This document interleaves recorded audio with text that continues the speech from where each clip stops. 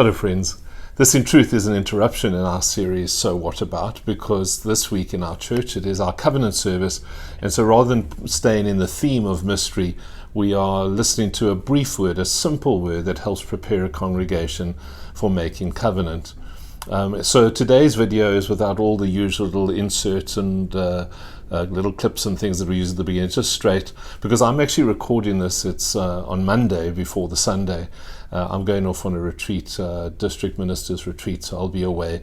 So we're kind of squeezing in this little bit of video, but I wanted to provide something for today. And again, if I can say, I hope it's helpful.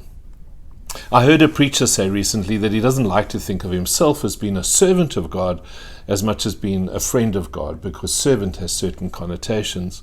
And in many ways, he's not wrong, because Jesus said in John's Gospel, as you might know, he said, I no longer call you servants, I call you friends. But just a few chapters earlier, in fact, it's the one in our reading for today, John records the story of Jesus washing the disciples' feet. And in that, the clear thing, the clear instruction even, is that we would serve one another. So the whole thing is actually not that complicated, or not complicated at all, because the reality is we can be both. We can be a servant and be a friend. They're not mutually exclusive. A few weeks ago, I was riding my bicycle. I had been riding up Cape Road, and I turned left. If you live in the area, you'll know what I'm talking about. I turned left towards Bay West Mall, a large mall on the western side of Quebec. And instead of bypassing Bay West, I decided to do a little circle around it. And then as I crossed the road to do so, a piece of glass, which I didn't see, mostly I think because I was just gasping for air, a piece of glass slashed my rear tire. It seemed to be irreparable. And I am, in all kinds of ways, in fact in ways you can't even imagine, I am mechanically challenged. So even though I do carry some repair stuff with me in a little bag underneath my saddle, the truth is I wouldn't know what to do with it. And so I have a friend, Hendrik, who rides with me often, and he happened to live nearby. And he has a bike carrier, and so I wondered if maybe he could help me on this day, because I genuinely was struck. Sharon was happy to come and help me, but her car is small, and as I said, I'm mechanically challenged, so getting a big bicycle into a small car, well, you understand the complications and the issues. And Hendrik happened to have not gone riding with me on that day because he had other commitments later in the morning, and so he hadn't planned to come with me. But when he got my call, he dropped whatever it was he was doing, and he came to my aid. He picked me up, and then he dropped me off at home, and he said, while your bicycle is loaded up on my car, let me go and drop it off at the bicycle shop, and I could collect it later. But then instead of leaving me to go and collect it later, he waited at the shop while the tire was being repaired, and then brought the bicycle back to me to save me the schlep of having to go and pick it up and get it back home again.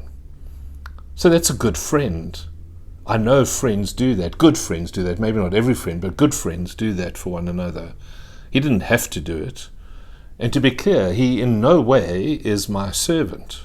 We are just friends, or we are friends, not just friends.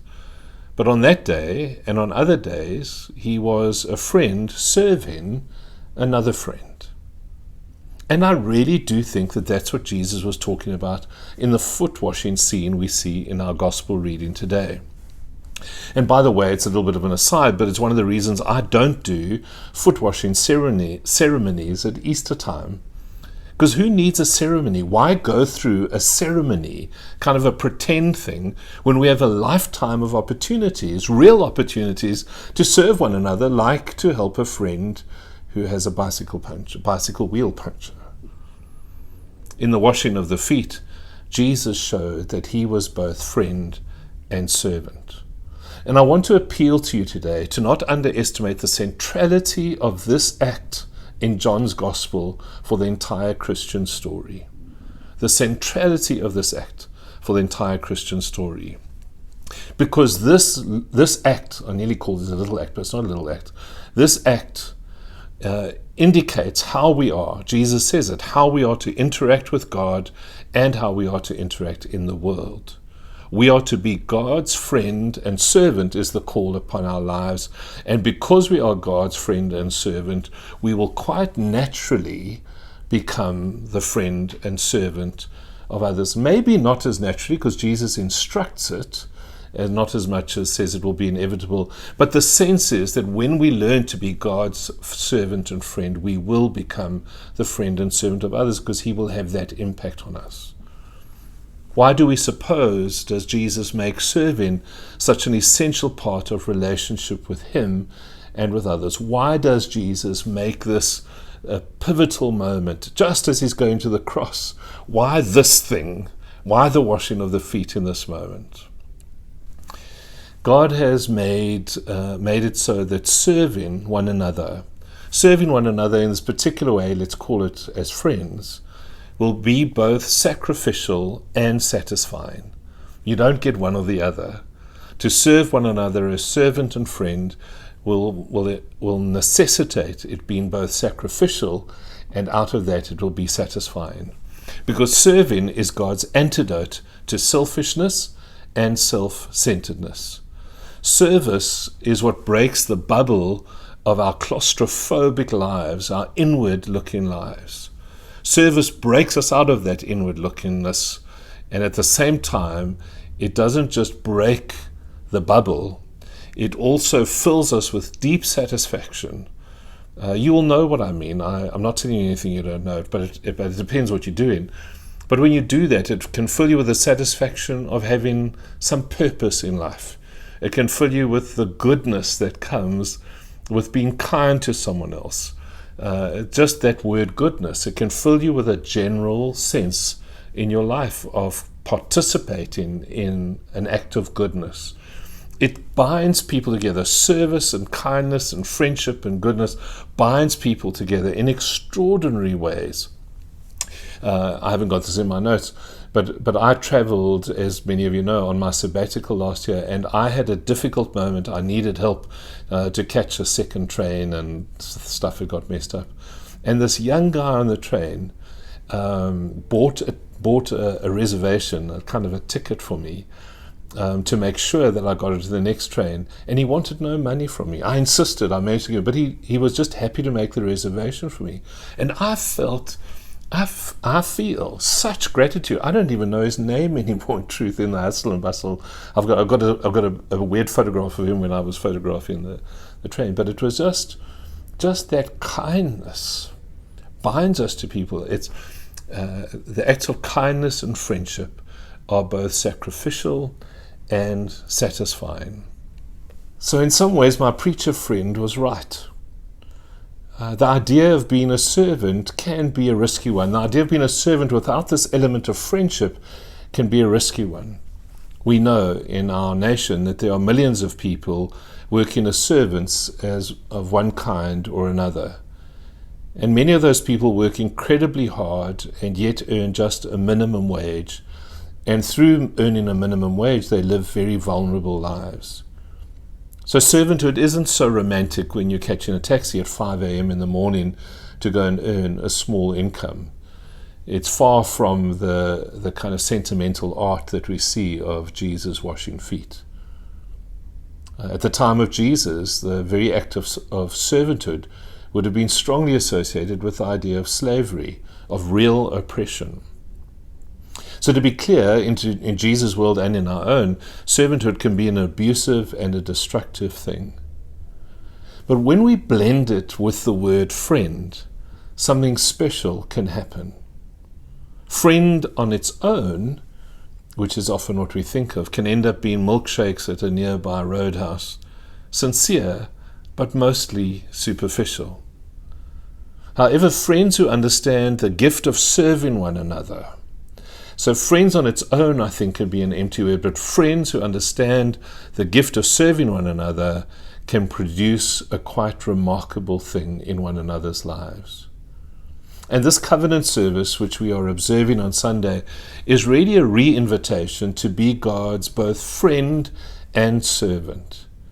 Not one or the other, but both God's friend and servant. And by being God's friend and servant, I am convinced that the intent is that we will naturally become or desire to be a friend and a servant of those around us. Or according to our passage today, that's the very least that Jesus would hope for from us.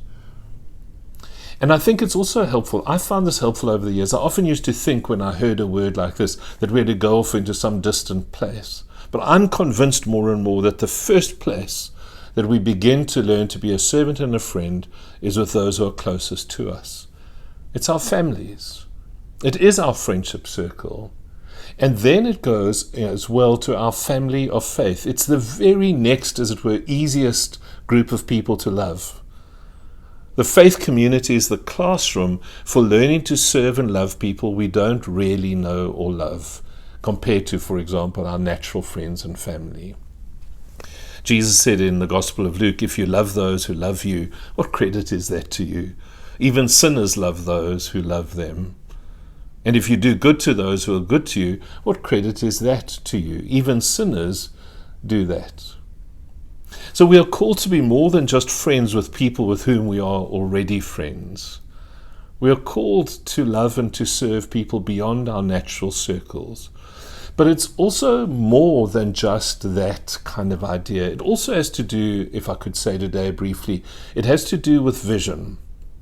It has to do with whether, and if you don't mind me, those of you who join us online, I want to speak directly about Newton Park, but it has to do with, can I see my faith community at Newton Park as a place in which I can use my gifts and my energies to strengthen and bless others, and not just for the sake of this community, but to realize that the stronger we are as a community, the more effective we can be as a community to reach beyond this community. Make no mistake, the one who washed the feet of those disciples all those years ago was quite clear about why he did what he did. In verse 15 of our reading today, we heard the words, I have set you an example that you should do as I have done for you. It is very tempting to sit back and let others serve us. I call it the princess syndrome. It's very tempting to make church life about what I want, about what I need. But the master who washes our feet, the master who told us to do as he did, would have none of that, I think. And so I want to encourage you today, don't buy into the lie. Don't buy into the princess syndrome.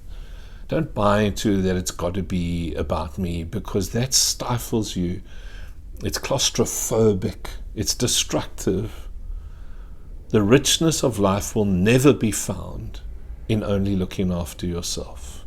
And that, to stick with our theme of mystery, that's the mystery of serving, is the more we give ourselves away, the more we will receive. In our own community, there are many opportunities of service. I wonder if where you are, you might find some place or thing that you can do in which you can be both a friend and a servant for Jesus' sake. Amen.